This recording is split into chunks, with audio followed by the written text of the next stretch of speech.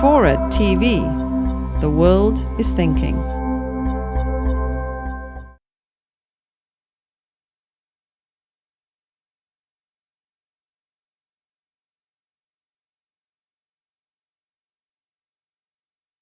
So let me take a bit of time and having shown you the world and what it is to be a part of it, let me meditate a little bit on the things that we're learning.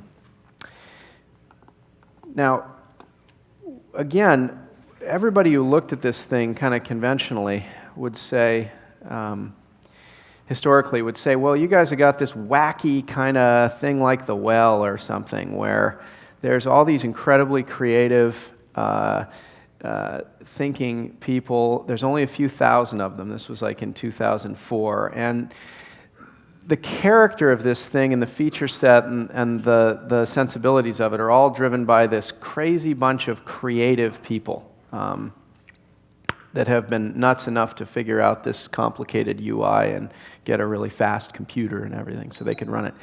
And so people have always said, well, there's going to be this split. In the beginning, there's going to be 30-40% of the people are going to be making the content that everybody else is consuming. In other words, everybody's going to be a creator. And then as things grow, it's going to be like the real world.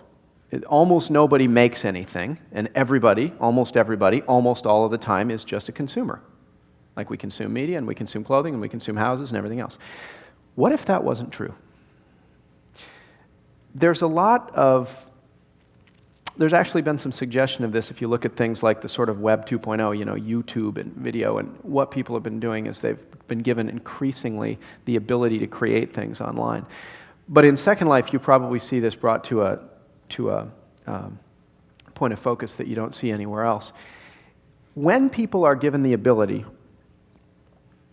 to make things, to create, when we're all given the ability to be quite creative compared to real life, we take it. We seem willing to be creative to a degree that there doesn't appear to be any end to. We will sort of make our environment and share it with others and meet people and make things with them, be creative to a degree that doesn't appear to have an end. We have gone, in the beginning of this year, we had 100,000 people in Second Life that had signed up, many less people that were actively using it. Now we have 1.7 million people that have signed up. So that's a 17-factor growth this year. It's still 30%. The statistics we have that indicate how much time people spend making stuff is not changing significantly. People are still taking advantage of the plasticity of the environment and making it their own, and that doesn't seem to be changing as more and more mainstream people come into Second Life.